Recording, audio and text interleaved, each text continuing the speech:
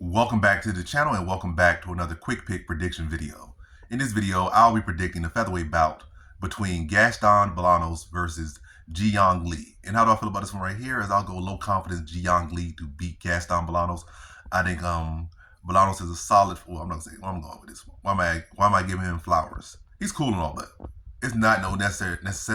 There's not no necessity to give him flowers. Not like, oh yeah, 2 years ago he was the Bellator champion, or he was always in Bellator title fights, or PFL. He was constantly a runner-up, so close to winning it. Or it's like he's cool, he's all right. He had little flashes, but there really hasn't been no substantial wins in his career. So there's no real need to give this guy no flowers or nothing. Like I don't know why I'm doing that.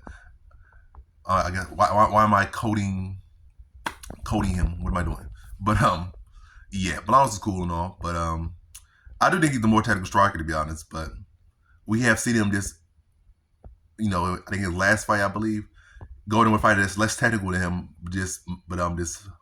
I guess, mug him, I guess, because you might be the more technical fighter, but a fighter that's bigger, stronger, better technically in grappling, get his maul fighters, crowd your space, touch you with some big shots, and then overpower you and out technique you on the ground and submit you. I feel like that's the same with Jeong Yeong. Jeong Yeong is not the most technical fighter, period, but it will be the bigger fighter. He will be the better grappler, and he might have the better technique, but he can press Bolanos a bit, impose his size and power on Bolanos, maybe crack him a couple shots, maybe clip him, and then drag him to the mat and submit him, similar to one of his more recent losses.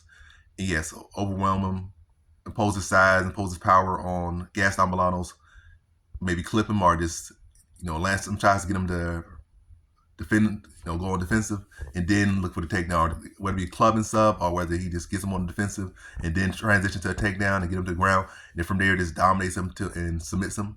Either way, I feel like it sets up the strike, set up the takedown, or set up the grappling, and then that's really where Jeong Yeong really imposes his imposes his size and imposes his grappling advantage and submits Gaston Bolanos. I'm gonna say second round.